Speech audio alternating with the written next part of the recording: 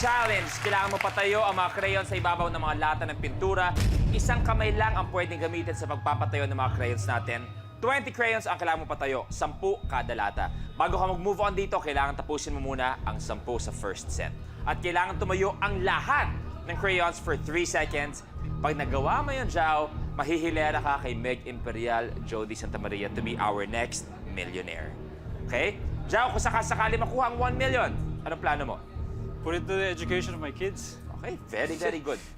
Ready? Ready.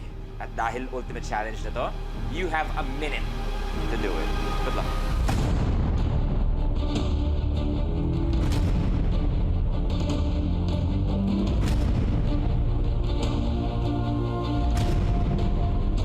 The game begins in 3, 10, pero first set kailangan tapusin. Go!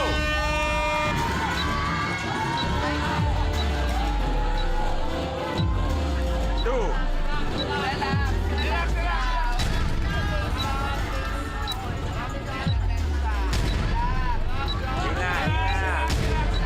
Take your time.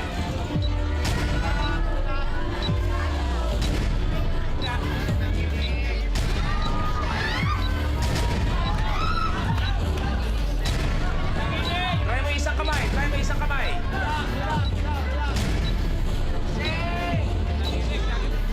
Dalawa.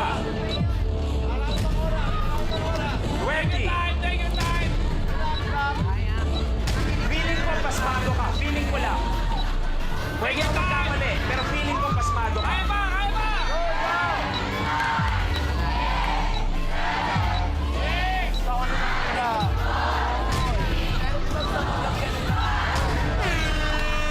time's up. Ganun talaga. Hindi nagawa ang ultimate challenge. Relax. Hinga. Tapos na po. Tapos na po. Hinga. Di, masama doon. Pag pinigilan mo yung inig, baka katawan mo naman manginig, di ba?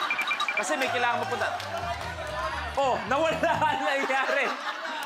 Tama din naman. Kasi kung pigilan niya yung inig, baka katawan niya magsimula manginig. Hindi, pasmado talaga ako. Ganun talaga. Sakit ko talaga yun. Walang 1 million but still 70,000 pesos. Congratulations, bro. Pero si Jao, last man standing, babalik ka pa rin. Kung saan maglalaban-laban ang mga last man standing para sa titulong Ultimate Last Man Standing and another chance para sa 1 million pesos. Okay? So players, bukas makakasama ko ulit ng mga players natin para ipagpatuloy ang banggaan para sa titulong Last Man Standing at may makakasama tayo ng bagong Kapamilya Challenger. At mga kapamilya, eto, hindi sapat ang isang album na kanta para ipahiwatig namin ang pasasalamat namin sa inyo sa panonood nyo araw-araw.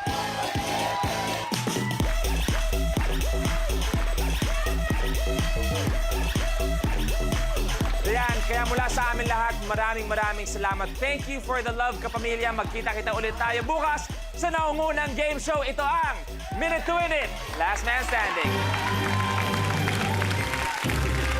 Grabe.